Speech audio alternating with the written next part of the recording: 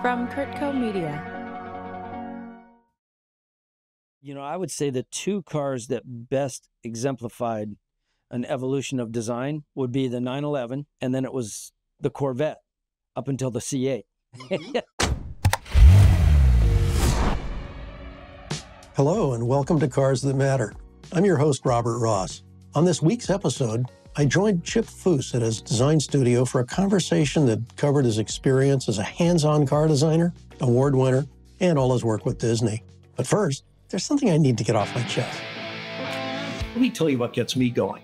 I'm sitting at a red light and some fool pulls out with a tsunami of rectum-stimulating bass pumping out of his tin can of a car. I'm trapped, praying for green and thinking to myself, there ought to be a law. Listen, pal, it's fine if you want to listen to that garbage you call music. But to me, it sounds like a cement mixer turned up to 11. So let me give you some advice. Do the rest of us a favor. Roll up your windows and blow what's left of your dilapidated mind. But spare mine. It's all I've got.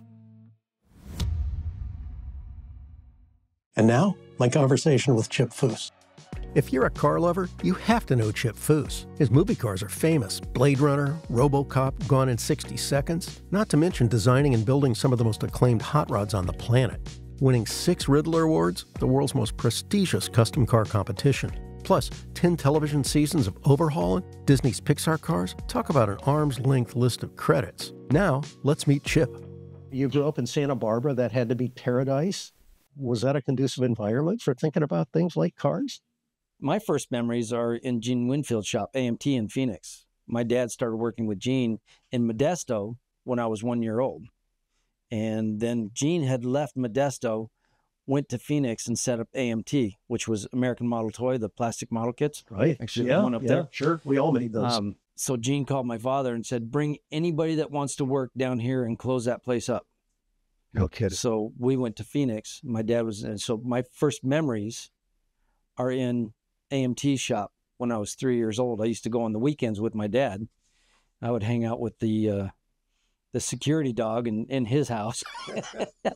But I would watch my dad and Gene and the crew build cars that would then become Hot Wheels, and they were plastic model kits. So, 6-8 months later, I was building the same cars. What a dream for every kid. But yeah, that's my first memories. And then in 69, we went back to Santa Barbara, and my dad started his shop, Project Design.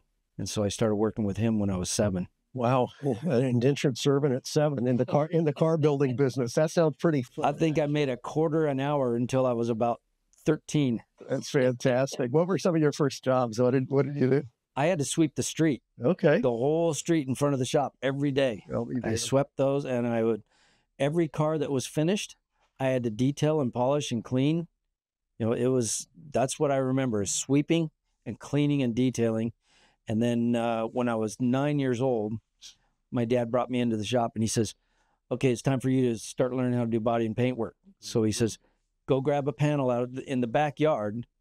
All the takeoff panels that were wrecked, they got thrown in the backyard. He says, go grab a panel, bring it in and straighten it out and fix it. So I went and grabbed it. It was a Volkswagen. It's a complicated form. I brought it back in. I hammered out all the damage, and he was showing me what to do, and then bonded it, smoothed it out, primered it, blocked that, got it all ready, painted it white, and then I did some graphics on it. Mm-hmm. And my dad had told me, okay, when you get done color sand and polish it, come get me. He was in the other room doing some metal work on a fender. I went and grabbed him, and he came back with a hammer and dolly in his hand, and he looked at it, he says, that looks really good. And then he hit it with a hammer right in the middle. And he said, now fix that. And I remember I fixed that area, kept it as small as I could, and then I taped off a square, and I painted it white again. And when I unmasked it, there was a white square on it. And my dad says, now you got to learn about blending. And he taught me how to blend, how to sand that back out, blend it, and then, fix stuff. Boy, talk about lessons. There's no way to learn that in school. And then for 15 years, I was doing body and paint work. But it taught me about form, because what you're doing is trying to build things and replicate what it once was. But I was learning how forms transition from one shape to another. And it really helped me when I became a designer. Well, let's talk about you becoming a designer, because obviously you had some pretty fantastic influences, and obviously Art Center was a part of your education. Do you want to talk about that? Well, my father, number one, he was quite a talented designer himself, and he used to draw. And at the age of 3, I would sit next to my dad. When he would draw something, I would sit there and I would draw it over and over and over again because I wanted to be as good as him. And it was at about the age of 14 that we became about equivalent, and my dad stopped drawing. He would just tell me what he wanted, and then I would draw it. That's fantastic. That's like the story about Leonardo and Verrocchio. Leonardo was a young, apprentice, and Verrocchio was the master painter. And Verrocchio says, go ahead and paint this angel. And Da Vinci painted the angel, and Verrocchio never painted again. His angel was so good. And I think there's some magic and truth to that. The fact is, if a master can impart that kind of spirit and excitement in his pupil, or in this case, in his own son, what an incredible thing! What a transmission of talent. But talking about talent, there was another person that was very involved in that, and that was Alex Tremulous. So my father was good friends with Alex, and I met Alex when I was 7 years old. Now, I had been drawing and following what my father did, and then I met Alex, and he brought some of his artwork. And when he opened that up, I was like, that's what I want to do. I knew at that moment. And Alex taught me some tricks and showed me things, and he wrote my letter of recommendation to Art Center. Yeah, he was a good friend all the way through the end. Well, obviously it wore off. It's one thing for a guy to envision what a car might be, what it looked like. Boy, if that thing had some fins or only 3 inches lower, man, wouldn't that look great without a hard top? If it were a convertible or a roadster, or chopped down windshield, or whatever you or any number of car guys dream of. But most people can't draw what they dream. And I wanted to talk to you about the skills, the talent, the really rare ability to put on paper with a pen, not a computer, with a pen, to do these things by hand. How has that informed your whole process? Being a designer it can also be a curse, because you see something that's new and beautiful and everybody's falling in love with it, but you see something about it that bothers you, and it's that quick that you see it. And to be able to put it on paper, I would fix this, I would do this. That's where I say it's a curse, because you can think, wow, that's really cool. Or you go buy it and you don't see it at first, but you might see it, the second or third time that you've walked up to it, and you think, I need to fix that. Well, I just bought it. I don't want to destroy it. But for me, it's the same thing when I do a piece of artwork. I can think this is the coolest piece of art I've ever done. I'll put it on the wall. I'm admiring it. I walk in the other room and I come back and I look at it again and I see something about it that bothers me. That's all I see whenever I see it. It's the same for say. That's where I say it's a curse, because you can buy a car. You fell in love with this car. You buy it, and then you look at it and think that needs to be moved. But when you can draw, you can see it the way that you want to do it, and then that just starts bugging you until you pull it in the shop, cut it up, and change it. Have you ever done that with one of your own cars, or something off the lot? For instance, you buy a brand. There hasn't been a car that I haven't done that with. I love it. I love it. What an incredible opportunity to have that nobody else has. Do you think somebody can be a designer today without having just the eye-hand skills, though? There are designers that really don't have that talent, but they have ideas. And it doesn't matter how you get the ideas communicated to somebody that can fabricate it, but you just have to have the ability to communicate design to somebody that can build. Or today, we have the computer that can be that craftsman. Now you can take that to a tool path and then push go and make it. That's right. You did it the hard way, though. You started before all of this all the fancy tricks and tips that we have today. So it saves time, saves money, and allows guys with the talents to do what they do best, because they can focus just on those tasks. Well, it used to be about a 10-year time frame to go from sketches and knowing what you want to build to actually production car. And I think they can do that in about 1.5 to 2 years now. It's pretty phenomenal. You're saying that with the aid of computers and digital technology, you can do things you couldn't do before. Is it possible to actually create new shapes? You can build things that couldn't have been built before, especially with 3D printing. You can print shapes that can't be built. You can make a part that moves inside of a part, just printing it. I know Zinger's doing some of that stuff with their hypercars.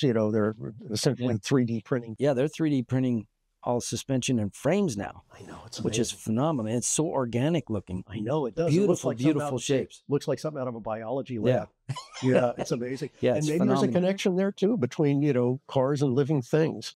But do you ever look back on cars from pre-war era and use those as points of inspiration? I mean, some of the great coach builders. I look at everything for inspiration, especially in the, having a wheel company. I am constantly looking at everything with a circle and what's inside of that circle. It's everything. I could sit on an airplane and look at the air vents and go, oh, that'd be a cool wheel design. And then I always carry a notepad and a pen, and I'll sketch wheels and come up with some idea and then create it to something that can actually be a wheel on a car later. That's fascinating. Obviously, the wheel design has taken a whole new turn. AI is changing that as well, because you can go in AI and say, create 10 new wheel designs for a drift racing car. And it knows what drift racing is. It'll pick the best wheels and it'll create stuff and then spit it out in like 15 seconds. You're like, holy smokes. And then you can take from that, and it may not be a perfect wheel, but it can inspire you to design something that's really new and cool. It's kind of like snowflakes. Everyone's different, and you get to pick and choose which one you want. So we're using that at Wheel Pros now, and it's pretty fun to watch the guys do this. That's fascinating. Well, just looking on your bookshelves here and throughout the shop, I see a book on brake painting. So obviously you kind of draw upon all sorts of inspiration points, historical and contemporary. In terms of cars that have inspired you, I mean, are there some from the past that you just think are absolute works of art? The Mona Lisa? Everyone with four wheels. Most of the cars that you're working on, Chip, are American iron. Do you have some foreign jobs that you're particularly passionate about? Well, there's a Ferrari in here, and then I've had several European cars. I love everything. And if somebody came in here and said they wanted me to do a Datsun for them, I'll do it, because, one of the ones that I've always wanted to build is a 510. Oh, those are fantastic. I love that little body style, and I would do it probably different than anybody else has done it, because I would want to make it, a street pounder, but an elegant street pounder, and just simplify and make everything beautiful and fit and finish, and make it something that is fun to look at. And that it never was in terms of fit and finish, but what a beautiful form and a great time in racing history too, with the 2002s and the Alpha GTAs. Yeah, I was just going to say the Alphas. The 510s. I mean, man, you have all those three cars together in a garage, and you've got a slice of the most exciting time in racing history. It really is. And isn't that what cars do? They really kind of tug at your heartstrings. I imagine most of your commissions are all from people that, have a real love affair with a particular old car. Yes. A lot of the customers come in and they say, I had a best friend in high school and he had one of these cars, and I always thought it was really cool. I was jealous that he had it, and I want it now, but I want it better than he ever had it. You talk about tugging at heartstrings. Some cars do that better than others, just because they were so perfect when they got invented, and they're perfect now, maybe 10, 20, 50 years later, they've continued to thread. What are some of those cars to you? I would say the two cars that best exemplified an evolution of design would be the 911, number one, and then it was the Corvette up until the C8. Right. You can see it. C8 really made a big jump. But when I was a student at Art Center and Chrysler came to us to do a project, they wanted a niche market vehicle. And they said, maybe it's a guy that works out at home. He's on an exercise bike that charges a battery, and he can put that battery in his car and get to and from work that day.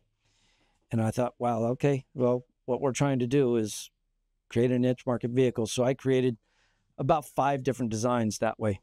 But when I was a student at Art Center, if you were drawing hot rods or muscle cars or, something of the past, it was really frowned upon. So I did another presentation in my apartment, didn't tell any of the other students or teachers about what I was doing. And then we presented to Tom Gale, who was president of design at Chrysler.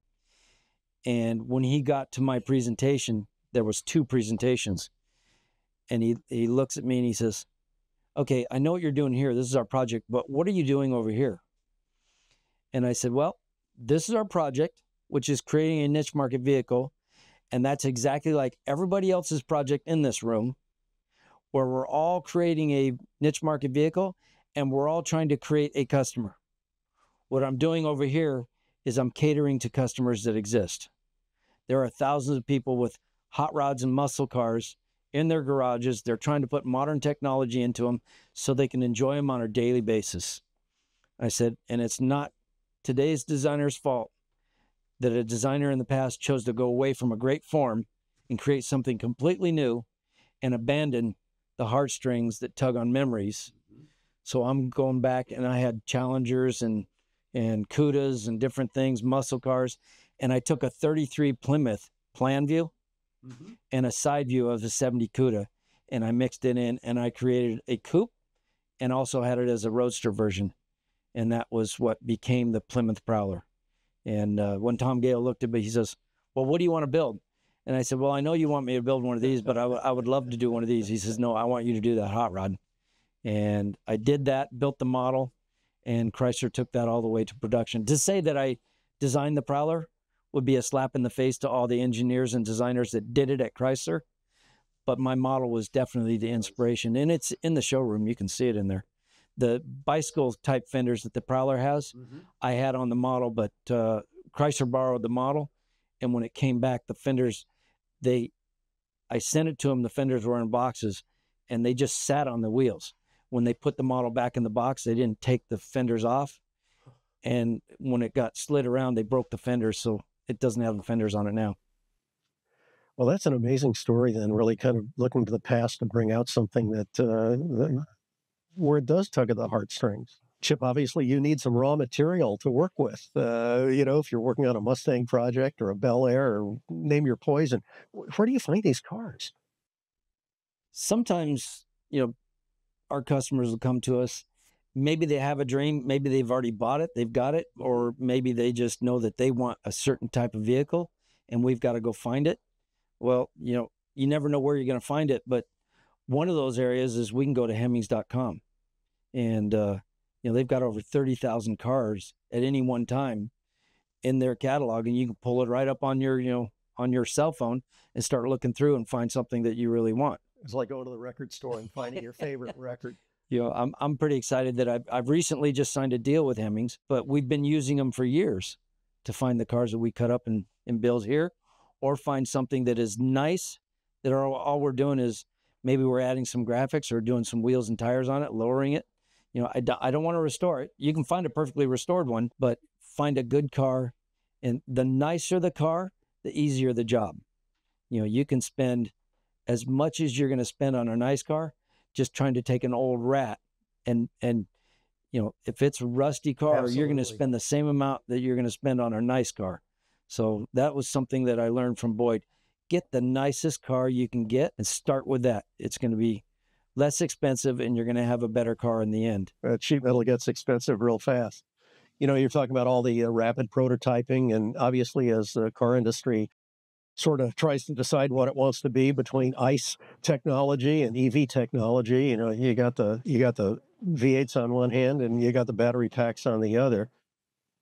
Love them or hate them, the EV seems to be an interesting blank canvas for a guy like you. It's another tool to build something really cool. And, a lot of hot rodders and people in my industry, they're saying, I'll never do that. I'll never do that. Well, you're putting limits on yourself when you say never. I will embrace technology and new things that are coming because it's just allowing you to do things that you never thought of before. And where technology is going today, and with rapid prototyping, I believe that there's going to be a day in the future that when you want to buy a car, you actually go online, pick a platform that you like, and your home computer is going to be your design station. Or maybe you work with somebody, you walk into a dealership and you sit down in a design studio type atmosphere, and here's the fabrics you want, this. You can put your whole car together, and with rapid prototyping, you may be able to actually print or build your own body so that every car is unique. Like you said, the snowflake.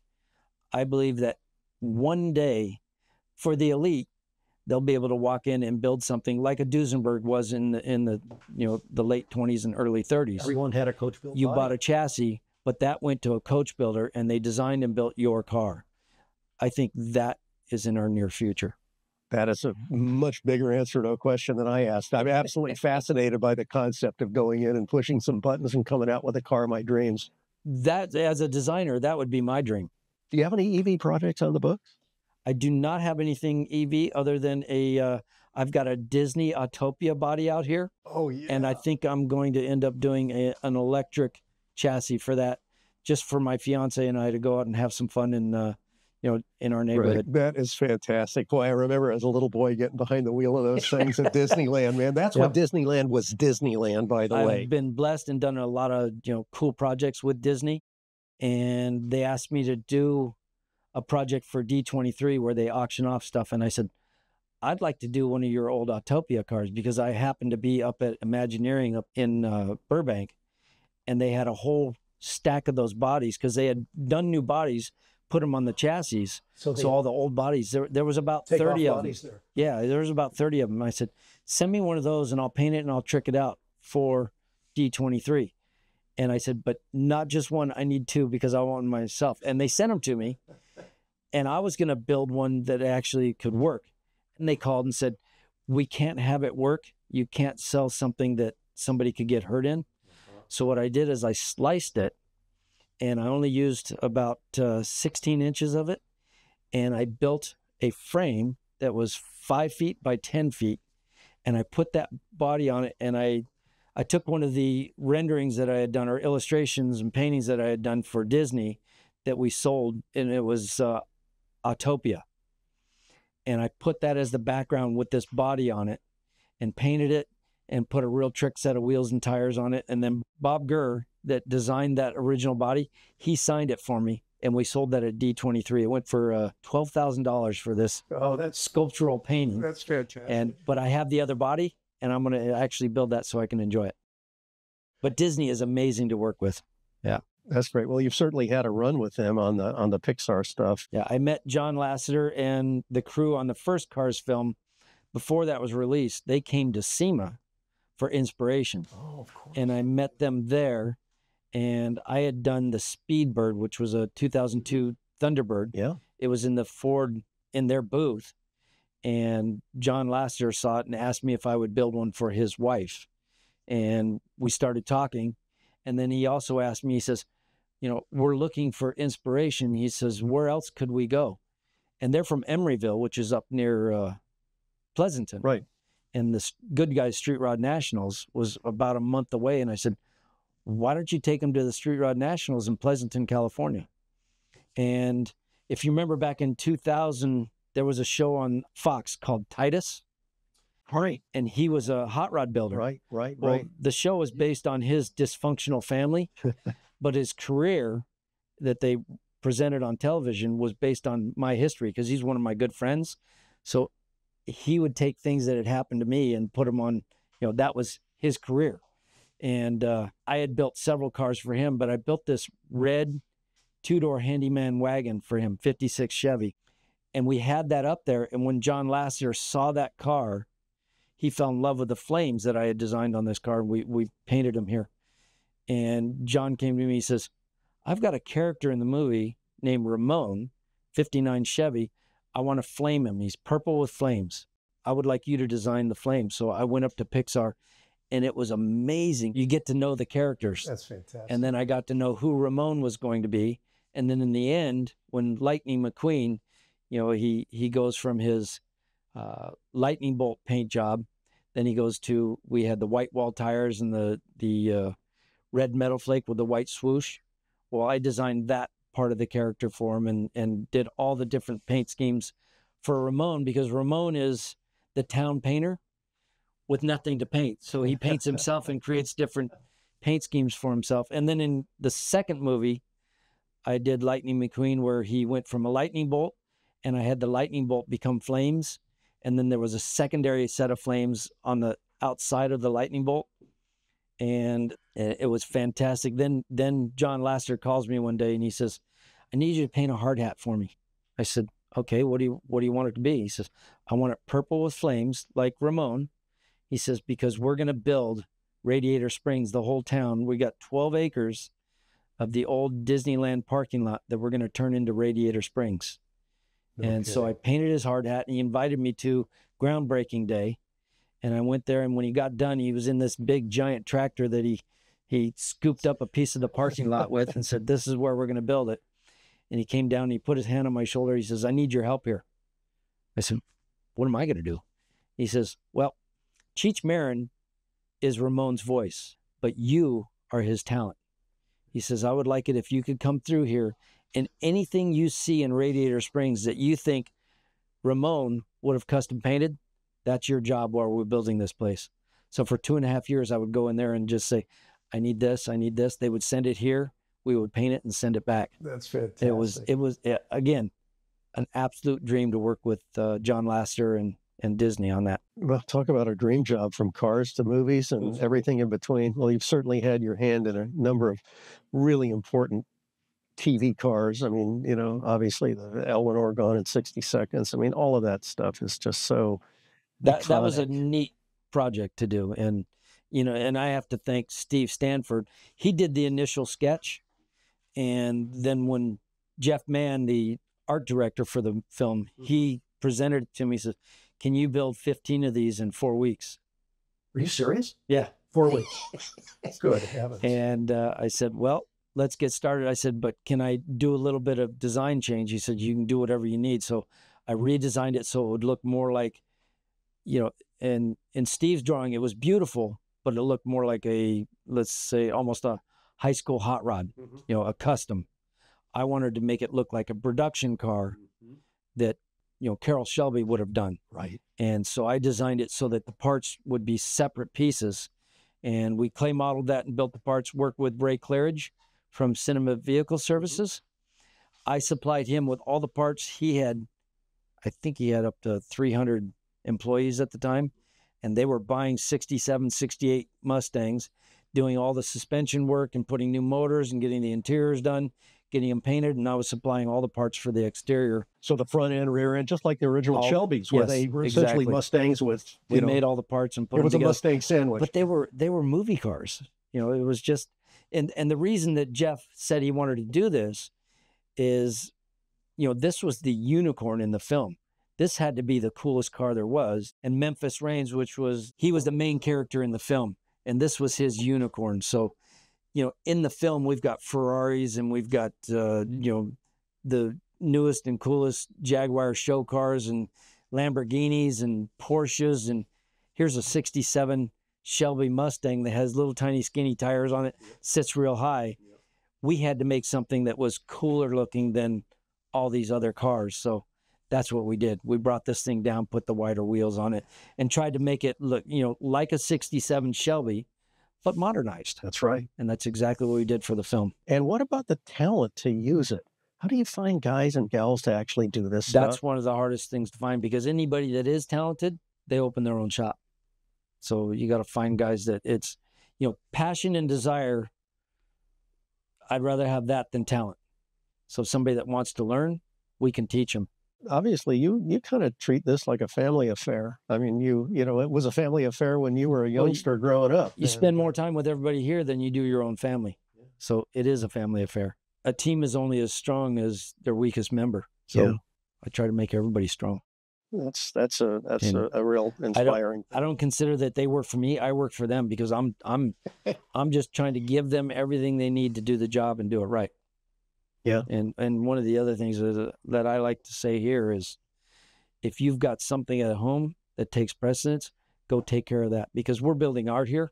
I don't want anybody here when there's something else that's on your mind that you need to be taken care of.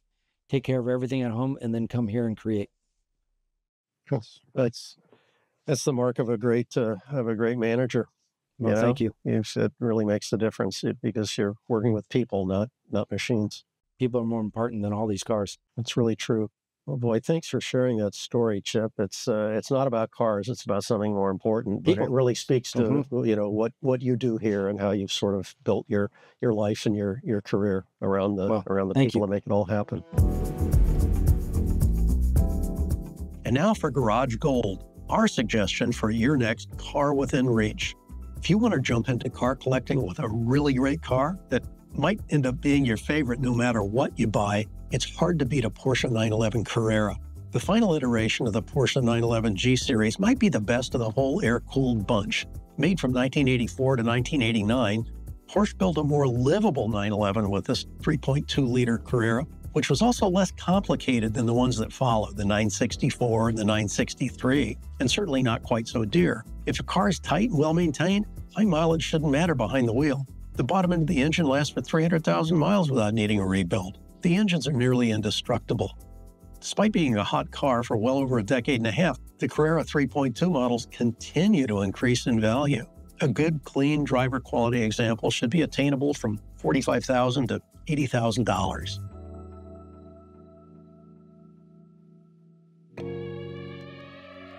Thanks for listening. On my next episode, join me for a conversation with Bruce Meyer. Cars That Matter is a Kurtco Media production. I'm your host, Robert Ross. The show is produced by Bill Curtis and Stuart Halperin, with audio and video production by Ness Smith-Sabadoff, and additional support from Melody Larson, Lindsay Davis, Deborah Smith, and AJ Mosley. To listen to more episodes of Cars That Matter, follow us on Apple Podcasts, Amazon Music, Spotify, or wherever you listen to podcasts. If you like this episode, be sure to rate us 5 stars to help other listeners discover the show. For exclusive video episodes, visit hemmings.com/cars that matter.